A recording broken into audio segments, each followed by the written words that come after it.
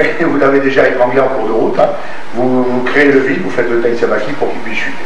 La même chose au ralenti, hein, passage, pivot. Vous voyez la position des jambes. Hein. Retour en arrière, et là vous êtes dans votre position de strangulation.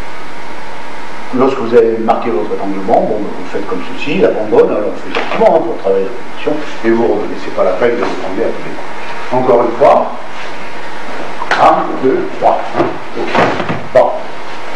On y reviendra pour les ceintures plus basses, on y reviendra mouvement par mouvement. Ce petit détail est extrêmement intéressant. Vous tirez par là, je ne serai pas tout seul à tousser. Là, et vous remontez. Hein. Voilà la position de votre strangulation. Ça, c'est le premier conseil. Deuxième conseil, la position finale. Hein, la position de votre tête. Soit vous avez la tête collée contre la sienne, comme sur le côté, soit vous avez le front qui est dans le cou. Vous voyez la position que vous avez.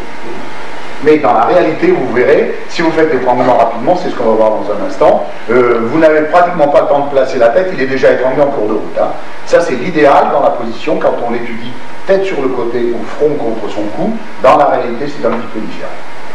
Alors, deuxième technique, presque la même chose au départ, je le déplace sur le côté, ma main gauche, la main gauche va rentrer dans la veste. Je vous conseille, c'est un petit conseil qui va vous aider. Hein. On s'est aperçu avec l'habitude que si vous le prenez assez haut, ce qu'il faut faire normalement, souvent on a tendance, surtout les dames hein, qui ont tendance à avoir les ongles un peu plus longs que les messieurs, en principe, vous allez arriver à les rafler, à le blesser. Alors c'est pas du tout conseillé. Hein.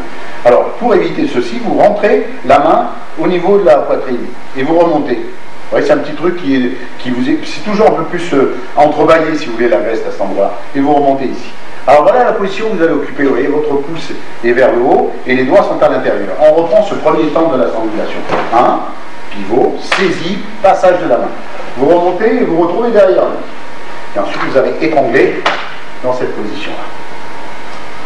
Le mouvement s'appelle Sode Mouvement. D'accord.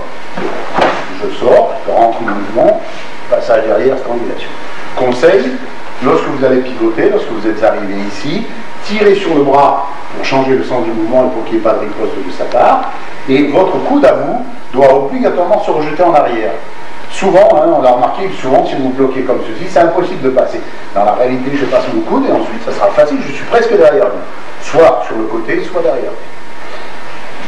On reviendra pour les autres, hein, on reviendra sur les détails. Ensuite, sur attaque Shomen, hein, sur attaque passage sur le côté, même rentrée de corps. Et ensuite, je pivote derrière lui pour l'étrangler. C'est l'étranglement parallèle. Alors, analyse du mouvement, encore. Passage du bras. La tête, ouais, il a des tournes. Voilà. La tête bloque son bras, ce qui fait que là, sa manœuvre est impossible. Je pousse avec la main qui était déjà en position. Je pousse, je pivote et je me retrouve derrière lui, je prends sa veste. Puis, par mon taï sabaki, je le mets en déséquilibre. Quatrième mouvement, même attaque, même déplacement. Ensuite, verrouillage, angulation après clé de bras. On ralentit. Continuez sur l'action et vous ramenez en flexion derrière. Le détail du mouvement important, c'est le contrôle du coude près du corps. Même ma position. Bon, ma main droite passe, pousse à l'intérieur, le plus haut possible. Je vais pousser sur le bras pour faire la clé et je vais remonter. Bien vu?